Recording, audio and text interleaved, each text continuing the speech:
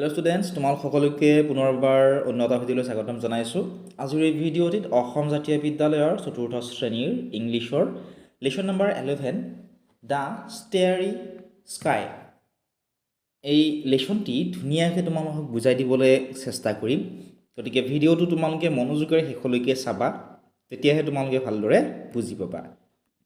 The ষ্টেৰী sky মানে হৈছে তাৰাকময় আকাশ বা তৰাৰে ভৰা আকাশখনৰ কথা ইয়াতে বুজাইছে। গতিকে ইয়াতে নিশ্চয় আমি আকাশখনৰ বিষয়ে কিছু কথা জানিব পাৰিম এই পাঠটিৰ জৰিয়তে। আহাচোন আমি পঢ়োঁ ইয়াত কি ধুনীয়াকৈ লিখা আছে। ইয়াত লিখা আছিল যে ৰাণৱ ইজ ইন ক্লাছ 4, অৰ্থাৎ ৰাণৱে কিমান শ্ৰেণীত পঢ়ি আছে? চতুৰ্থ শ্ৰেণীত। এতিয়া ৰাণৱ কোন চোৱা? ৰাণৱ হৈছে এই ল'ৰাজনৰ নাম। ঠিক আছে, এই ল'ৰাজনে কিমান শ্ৰেণীত পঢ়ে? ক্লাছ 4ত। তোমালোকে যে ক্লাছ 4ত পঢ়ি আছা, ঠিক তেনেকৈ ৰাণৱেও ক্লাছ 4ত পঢ়ে। His half-yearly examination is going on. আৰু ৰাণৱৰ কি চলি আছে? হাফ ইয়াৰলি এক্সাম চলি আছে। হাফ ইয়াৰলি এক্সাম মানে হৈছে তোমালোকৰ যে চলে ফাৰ্ষ্ট ইউনিট টেষ্ট পৰীক্ষাৰ পিছত 6 মাহিলী পৰীক্ষা, সেয়া হৈছে হাফ ইয়াৰলি এক্সাম। ঠিক আছে, গতিকে ৰাণৱৰো কি চলি আছিল? হাফ ইয়াৰলি এক্সাম চলি আছিল, অৰ্থাৎ এক্সাম হৈ আছিলে তেতিয়া। ঠিক আছে, he is going to start his study নাও এট 6 PM। কি কৈছে চোৱা? He is going to start his study at 6 PM, অৰ্থাৎ যিহেতু পৰীক্ষা চলি আছে, হয়নে? পৰীক্ষা চলি থকাৰ কাৰণে সি 6 বজাৰ লগে লগে সি পঢ়িবলৈ তাৰ ৰুমলৈ গ'ল বা পঢ়া ঠাইলৈ সি গ'ল। Then suddenly the electricity goes off. আৰু কি কৰিছিল ৰাণৱে? তোমালোকে যেনেকৈ পঢ়াৰ সময়ত মনোযোগ দি পঢ়া, তেনেকৈ ৰাণৱে পঢ়ি আছিল, আৰু পঢ়ি থকাৰ সময়তে কিছু সময় পঢ়াৰ পিছতে কি হ'ল? হঠাৎ কাৰেণ্টটো নোহোৱা হৈ গ'ল, অৰ্থাৎ লাইটটো বন্ধ হৈ গ'ল। ঠিক আছে, কিহৰ কাৰণে বন্ধ হ'ল? কাৰণ তেতিয়া কাৰেণ্ট গৈছিলে। ঠিক আছে, তোমালোকৰ ঘৰত যেতিয়া ইলেক্ট্ৰিচিটি যায় তেতিয়া কি হয়? তোমালোকৰ লাইটবোৰ অফ হৈ যায়। ঠিক তেনেকৈ ৰাণৱৰ ঘৰত কি হৈছিল? ইলেক্ট্ৰিচিটি গৈছিল, ফলত লাইটবোৰ বন্ধ হৈ গৈছিল। What to do now? তেতিয়া ৰাণৱে মনতে ভাবিলে খন্তেক সময়ৰ কাৰণে যে যিহেতু কাৰেণ্টটো গুচি গ'ল, লাইটটো নাই, গতিকে এতিয়ানো কি কৰা যায়? He has a wonderful idea. তেনেকৈ ভাবোঁতেই সি এটা ধুনীয়া ৱাণ্ডাৰফুল আইডিয়া সি পাই গ'ল। কি আইডিয়া পালে আমি চাওঁ আহাচোন। Now he will go' to the terrace of their house with his grandfather and watch the beautiful night sky. গতিকে তাৰ যিটো আইডিয়া আহিল, সেই আইডিয়াটো কি হ'ল? যিহেতু লাইন গ'ল, পঢ়িবতো নোৱাৰে, গতিকে সি কি কৰিলে? সিহঁতৰ যোন টেৰেছ আছিল, ছাদ যে আছিলে, ঠিক আছে, ঘৰৰ যে ছাদ থাকে, ঠিক আছে, তালৈকে কি কৰিব? তাৰ যিজন গ্ৰেণ্ডফাদাৰ আছে, এই চিত্ৰটো চোৱাচোন, এইজন হৈছে ৰাণৱৰ গ্ৰেণ্ডফাদাৰ, এইজন হৈছে ৰাণৱ, আৰু এয়া হৈছে ৰাণৱৰ গ্ৰেণ্ডফাদাৰ। ঠিক আছে, গতিকে ৰাণৱৰ গ্ৰেণ্ডফাদাৰৰ সৈতে কি কৰিব?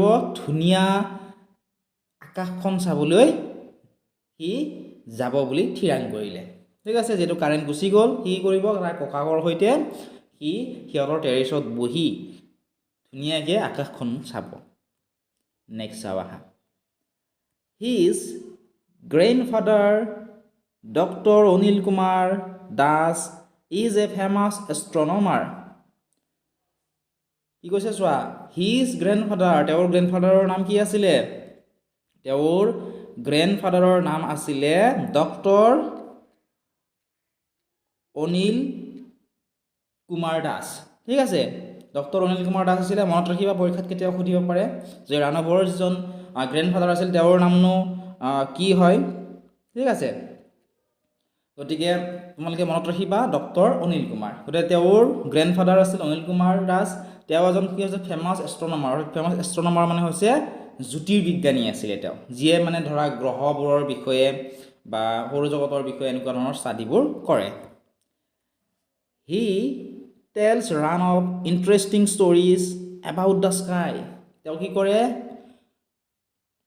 তেওঁ মানে কাৰ কথা কৈছে? ডক্টৰ অনিল কুমাৰ দাসে, যিজন এষ্ট্ৰনমাৰ আছিল, জ্যোতিৰ্বিজ্ঞানী আছিল, তেওঁ কি কৰে? ৰাণৱক ইণ্টাৰেষ্টিং ষ্টৰিবোৰ কয়। ইণ্টাৰেষ্টিং মানে মনোমোহা যিবোৰ ষ্টৰি, যিবোৰ শুনি বহুত ভাল লাগে, সেই ষ্টৰিবোৰ কয় আকাশৰ বিষয়ে, যিহেতু তেওঁ এজন জ্যোতিৰ্বিজ্ঞানী আছিল।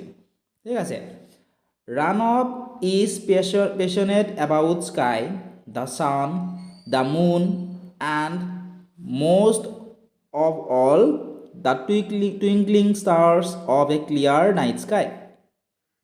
কি কৈছে Ranav is passionate about the sky. ৰাণৱেও কি হয় আকাশখনৰ বিষয়ে সি বহুতো নজনা কথা জানিব বিচাৰে। কাৰ পৰা? তেওঁৰ গ্ৰেণ্ডফাদাৰৰ পৰা।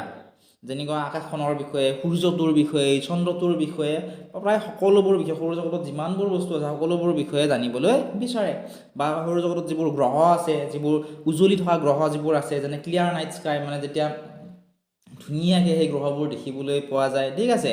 গতিকে সেইবোৰ জানিবৰ কাৰণে ৰাণৱ কি হয় বহুত বেছি পেশ্যনেট হয়, বহুত বেছি ইণ্টাৰেষ্টিং হয়। নেক্সট চোৱা, দে go to the terrace and sit on two reclining chairs there. কি কৰিলে চোৱা, দে মানে সিহঁত মানে কোন? ককা দেউতাক অৰ্থাৎ গ্ৰেণ্ডফাদাৰ আৰু ৰাণৱে কলৈ গ'ল? টেৰেছলৈ গ'ল। টেৰেছ মানে ঘৰৰ যে ছাদ থাকে, ছাদলৈ গ'ল। And seat on two reclining চেয়াৰ্ছ, আৰু দুখন কি কৰিলে? আৰামদায়ক চকীত সিহঁত দুটাই বহিলে। আৰামদায়ক চকী মানে হৈছে চোৱা, সাধাৰণতে আমাৰ ঘৰৰ চকীবিলাক চাবাচোন এনেকুৱা ধৰণৰ থাকে, হয়নে? এনেকুৱা ধৰণে থাকে। কিন্তু এইখন চকী চোৱাচোন এনেকুৱা ধৰণৰ হেলনীয়া হৈ আছে। এইখনক আৰামদায়ক চকী বুলি কোৱা হয়। ধুনীয়াকৈ বহি ইয়াতে এনেকৈ দৃশ্য উপভোগ কৰিব পৰা যায় আৰু বহিও আমাৰ ভাল লাগে, ঠিক আছে। এই চকী দুখনৰ কথাকে গৈছে। গতিকে সিহঁতকেইটাই কিয়লৈ গ'ল? সিহঁতকেইটাই সেই ছাদলৈ গ'ল, ছাদলৈ গৈ দুখন আৰামদায়ক চকীত সিহঁতে বহি ল'লে, ঠিক আছে। নেক্সট চোৱা, the stars in the sky look amazing, আৰু আকাশত যিবোৰ তৰা আছিল সেই তৰাবোৰ মানে বৰ ধুনীয়া দেখিবলৈ পোৱা গৈছিল। Look at the stars, his grandfather tells Ranav. তেওঁৰ যিজন গ্ৰেণ্ডফাদাৰ আছিলে, গ্ৰেণ্ডফাদাৰৰ নাম কি আছিল? ডক্টৰ অনিল কুমাৰ দাস। ডক্টৰ অনিল কুমাৰ দাসে ৰাণৱক কৈছিল যে লুক এট দ্য ষ্টাৰ্ছ, সেই তৰাবোৰলৈ মন কৰাচোন ৰাণৱ, এনেকৈ ক'লে। তাৰপিছত কি ক'লে চোৱাচোন, তাৰপিছত ক'লে যে দে আৰ লাভলি, চোৱা, they are lovely and bright are not they. সেই তৰাবোৰ দেখিবলৈ কি ধুনীয়া আৰু উজ্জ্বল, নহয়নে বাৰু? এনেকৈ কোনে ক'লে? গ্ৰেণ্ডফাদাৰে ক'লে ৰাণৱক, ঠিক আছে। ইউ য়েছ ইনডিড দে আৰ গ্ৰেণ্ডপা। তাৰপিছত ৰাণৱে ক'লে যে হয় গ্ৰেণ্ডপা, দেখিবলৈ বৰ বেছি ধুনীয়া আৰু উজ্জ্বল, মোৰ চাই বৰ ভাল লাগে। এনেকৈ কোনে ক'লে? ৰাণৱে ক'লে তাৰ গ্ৰেণ্ডফাদাৰক, ঠিক আছে। They see the twinkling stars into and trees at first and now there are so' many of them. সিহঁতে কি কৰিলে? প্ৰথমতে they see the twinkling star into and trees, অৰ্থাৎ কেইটামান সিহঁতে কি কৰি দেখা পালে? প্ৰথমতে তীৰ বিৰাই থকা তৰা দেখিবলৈ পালে, আৰু তাৰপিছত সিহঁতকেইটাই বহুতকেইটা তীৰ বিৰাই থকা তৰা একেলগে দেখিবলৈ পালে, ঠিক আছে। নেক্সট কি হ'ল চোৱাচোন, grandpa look, some are bright yellow and they are not twinkling. তাৰপিছত ৰাণৱে তাৰ গ্ৰেণ্ডফাদাৰক ক'লে যে, গ্ৰেণ্ডপা বুলি মাতিছিল সি, ঠিক আছে, গ্ৰেণ্ডপা লুক, তুমি চোৱাচোন, some are bright yellow, কিছুমান উজ্জ্বল হালধীয়া আছিল, হয়নে? কিন্তু সেইবোৰ মানে তিৰবিৰাই থকা নাই। এনেকৈ কোনে প্ৰশ্ন কৰিলে? ৰাণৱে তাৰ গ্ৰেণ্ডফাদাৰক প্ৰশ্ন কৰিলে যে কিছুমান উজ্জ্বল হালধীয়া আছে তাত, কিন্তু সেইবোৰে মানে তিৰবিৰাই থকা নাই। আৰ দে প্লেনেটছ, সেইবোৰ গ্ৰহ হয়নে? এনেকৈ ৰাণৱে তাৰ গ্ৰেণ্ডফাদাৰক প্ৰশ্ন কৰিলে, ঠিক আছে। তেতিয়া কি ক'লে চোৱাচোন, ৰাণৱ আস্কড হিজ গ্ৰেণ্ডফাদাৰ, ৰাণৱে এনেকৈ কি কৰিলে? প্ৰশ্ন কৰিলে তাৰ গ্ৰেণ্ডফাদাৰক। নেক্সট চোৱা, yes you are correct and those whose are twinkling are stars. তাৰপিছত গ্ৰেণ্ডফাদাৰজনে ৰাণৱক ক'লে যে য়েছ ইউ আৰ কাৰেক্ট, হয় তুমি শুদ্ধ, এণ্ড দ'জ, সেইকেইটাটো প্লেনেট হয়, and those which are twinkling are stars, আৰু যিবোৰ মানে উজ্বলি আছে, ঠিক আছে, টুইংকলিং তীৰ বিৰাই যিবোৰ আছে সেইবোৰ হৈছে তৰা, ঠিক আছে। এনেকৈ কোনে ক'লে? গ্ৰেণ্ডফাদাৰে ৰাণৱক ক'লে। দে আৰ ফাৰ এৱে ফ্ৰম আছ, সিহঁত আমাতকৈ বহুত দূৰত্বত আছে, কি ক'লে যে সিহঁত আমাতকৈ কি আছে বহুত দূৰত্বত আছে বুলি ক'লে এতিয়া নেক্সট চাওঁ আহাচোন the moon is nowhere to be seen এতিয়া তুমি চন্দ্ৰটো দেখিবলৈ নোপোৱা এজ ইট ইজ কৃষ্ণপক্ষ সেইকাৰণে এইটোখিনি কি সময়খিনি কি কয় কৃষ্ণপক্ষ বুলি কয় এতিয়া চোৱা যিটো পক্ষৰ অন্তত অমাৱস্যা হয় সেই পক্ষটোকে কৃষ্ণপক্ষ বুলি কোৱা হয় অৰ্থাৎ এই কৃষ্ণপক্ষত প্ৰথম 14 দিন কি হৈ থাকে আন্ধাৰ হয় আৰু অমাৱস্যাৰ যিটো দিন থাকে সেই অমাৱস্যাৰ দিনটোত গোটেই ৰাতি জোন দেখা পোৱা নাযায় ঠিক আছে এতিয়া তোমালোকে কৃষ্ণপক্ষ মানে বুজি পালা নহয় কৃষ্ণপক্ষত কি হৈ থাকে আন্ধাৰ হৈ থাকে ঠিক আছে সেইকাৰণে সেইকেইদিন আমি কি দেখিবলৈ নাপাওঁ the moon is nowhere to be seen এইটো আমি দেখিবলৈ নাপাওঁ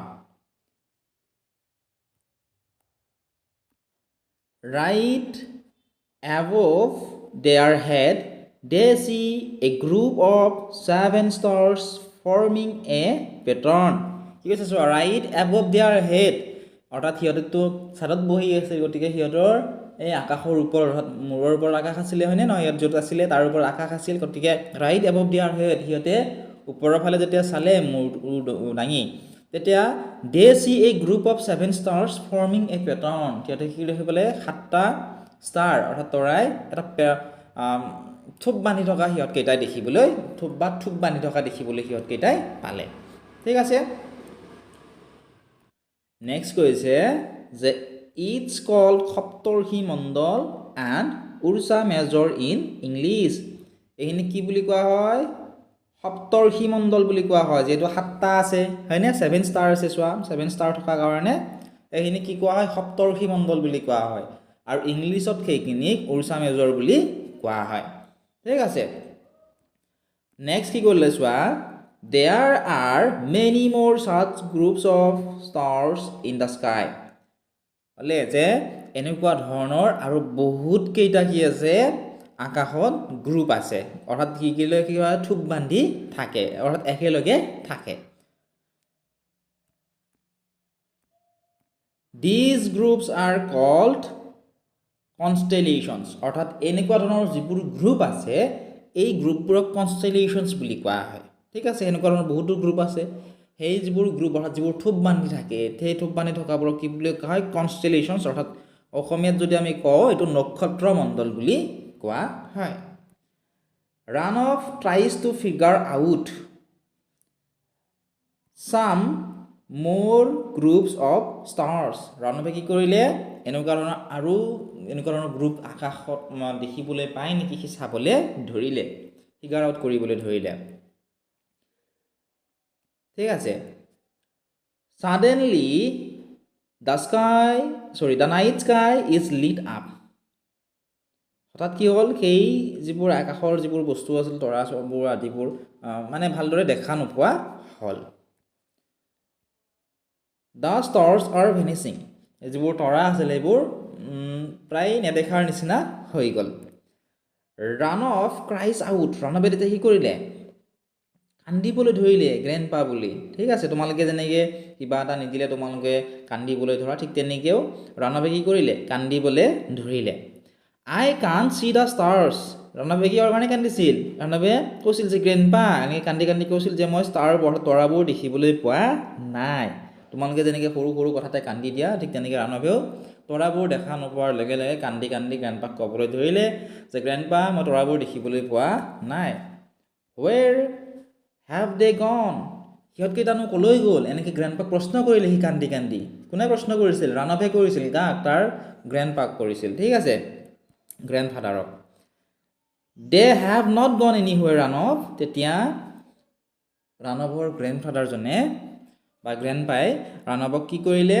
ধুনীয়াকৈ বুজাই ক'লে যে Ranov সিহঁতকেইটা কলৈ যোৱা নাই সিহঁত তাতেই আছে ঠিক আছে they are in their own place সিহঁতে নিজৰ ঠাইতে আছে the electricity is restored and the lights are on electricity কি কৰা হৈছে ৰেষ্ট'ৰ কৰা হৈছে অৰ্থাৎ মানে কাৰেণ্ট যে গৈছিলে সি কাৰেণ্ট যোৱাৰ কাৰণে, কাৰণ সি পঢ়ি আছিল হয়নে, আমি আৰম্ভণিতে পালোঁ কি কৰি আছিল, পঢ়ি আছিল, আৰু পঢ়ি থকাৰ পিছত লাইন যেতিয়া গৈছিল আৰু কাৰেণ্ট যেতিয়া গৈছিল, কাৰেণ্ট যোৱাৰ বাবেহে সি কি কৰিছিল, তাৰ ককাকৰ লগত সি আকাশখন চাবলৈ গৈছিল। কিন্তু হঠাৎ যেতিয়া লাইট আহিল, কাৰেণ্ট যেতিয়া আহিল, ঠিক আছে, কাৰেণ্ট যেতিয়া আহিল, ইলেক্ট্ৰিচিটি যেতিয়া আহিল, তেতিয়া ঘৰৰ যিবোৰ লাইট আছিল সেইবোৰ কি হৈছিল, জ্বলি উঠিছিল, ঠিক আছে। সেইকাৰণে সি আকাশখন ভালদৰে দেখা পোৱা নাছিল সেই চাদৰ পৰা। That's why you can't see many of them, সেইকাৰণে তুমি তাত থকা বহুতো, সেই আকাশত থকা বহুতো তৰা দেখিবলৈ পোৱা নাই, বা বহুতো বস্তু তাত দেখিবলৈ পোৱা নাই আকাশত থকা, আৰু লাইট অহাৰ কাৰণে, ঠিক আছে। এনেকৈ গ্ৰেণ্ডপাই তাক বুজাই ক'লে। নেক্সট ওৱান, নাও ইটছ টাইম টু গ' টু ইয়'ৰ ষ্টাডি, তেতিয়া গ্ৰেণ্ডপাই ক'লে যে এতিয়া যিহেতু কাৰেণ্ট আহি গ'ল, ইলেক্ট্ৰিচিটি আহি গ'ল, গতিকে এতিয়া তুমি পঢ়িবলৈ যোৱা, এনেকৈ ক'লে। ই লাভছ আউট লাউড, সি কৰিলে, যেতিয়া বুজি পালে তেতিয়া সি কৰিলে, জোৰেৰে হাঁহিবলৈ ধৰিলে। Ranav says, okay grandpa, tomorrow shall we come again and see the stars. তাৰপিছত কি কৰিলে, ৰাণৱে হাঁহি হাঁহি ডাঙৰকৈ হাঁহিলে আৰু ক'লে যে হ'ব বাৰু গ্ৰেণ্ডপা, মই পঢ়িবলৈ যাওঁ, কিন্তু অহাকালি, টুমৰো মানে হৈছে অহাকালি, অহাকালি বাৰু আমি আকৌ তৰাবোৰ চাবলৈ চাব পাৰিমনে আকৌ আমি একেলগে, বা চাব পাৰিমনে এনেকৈ, বা পামনে এনেকৈ প্ৰশ্ন কৰিলে, ঠিক আছে। তেতিয়া গ্ৰেণ্ডপাই ক'লে যে চিয়'ৰ, ছেইজ হিজ গ্ৰেণ্ডফাদাৰ, তেতিয়া তেওঁৰ গ্ৰেণ্ডফাদাৰ, অৰ্থাৎ ৰাণৱৰ গ্ৰেণ্ডফাদাৰে কৰে যে নিশ্চয়, তুমি কিয় চাব নোৱাৰিবা, নিশ্চয় পাৰিবা, তুমি মোৰ লগত চাবা, এনেকৈ ক'লে। আশা কৰিছোঁ বুজি পালা। নেক্সট ভিডিঅ'ত আমি আনচাৰখিনি কৰি দিবলৈ চেষ্টা কৰিম। যদি তোমালোকে ভিডিঅ'সমূহ চাই ভাল পাইছা, আমাৰ এপত তোমালোকে অনলাইন ক্লাছো কৰিব পাৰিবা। এপটোৰ লিংক তোমালোকে ডেছক্ৰিপশ্যনত পাবা, তাৰ পৰা এপটো ডাউনলোড কৰা, তাত তোমালোকে প্ৰিভিয়াছ ইয়াৰ কুৱেশ্যন পেপাৰবোৰো পাবা। আৰু কিবা যদি তোমালোকৰ ডাউট আছে, তোমালোকে আমাক হোৱাটছআপতো মেছেজ কৰি সুধিব পাৰিবা। চেনেলটো যদি ছাবস্ক্ৰাইব কৰা নাই, ছাবস্ক্ৰাইব কৰি দিবা।